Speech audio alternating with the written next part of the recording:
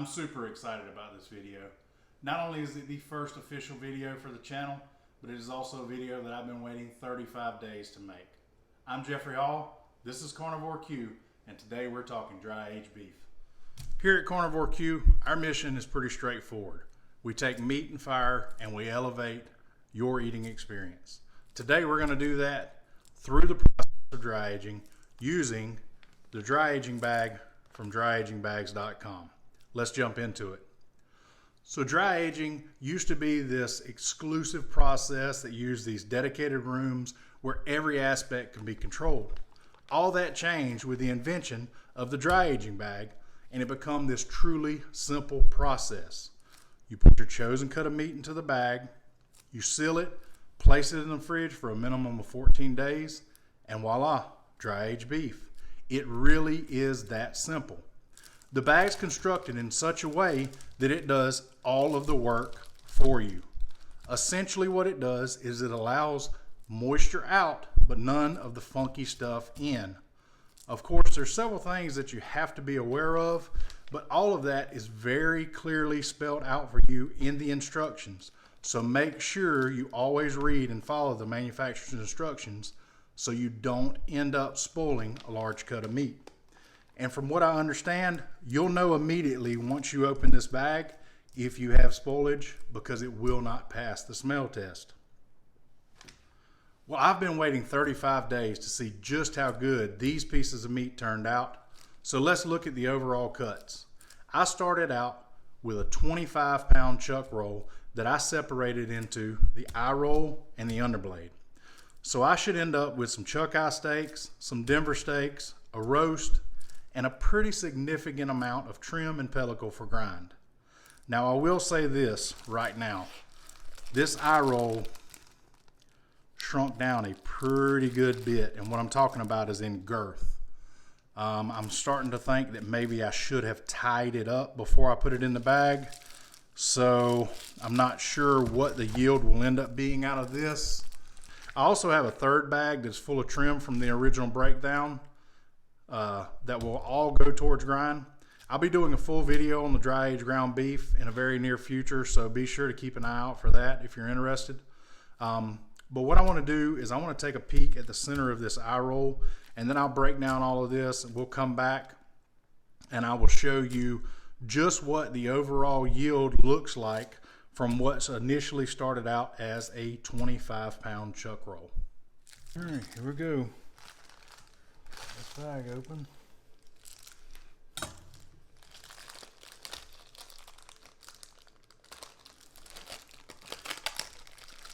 No weird odors coming out. That's a plus.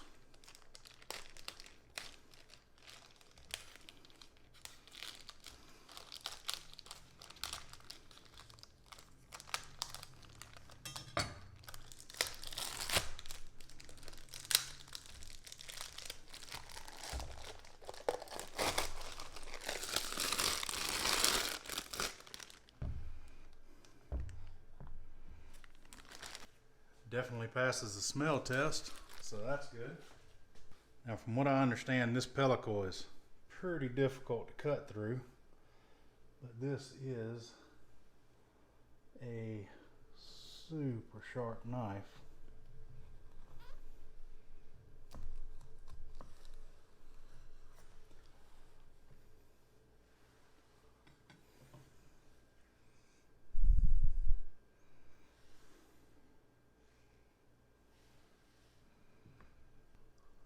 I should have tied this one up, but look, the texture of it is amazing.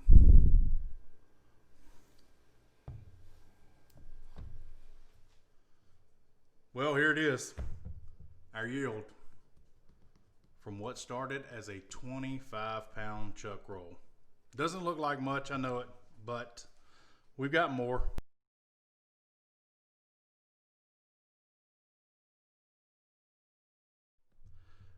We have our Denver steaks here, our little petite chuck eye steaks. This should have been an amazing roast, but because I did not tie the chuck eye roll, it flattened out on me. That's my fault, user error. So I'm gonna be highlighting this particular cut in an upcoming video. I was going to be smoking it, but we're gonna do something else. But I've also have all of this trim, cuts like this, that didn't make it onto the board. And I am going to be grinding and packaging all of this up. And that's gonna go towards a aged ground beef video. But overall, the experience for me, with the exception of waiting, of course, has been extremely easy.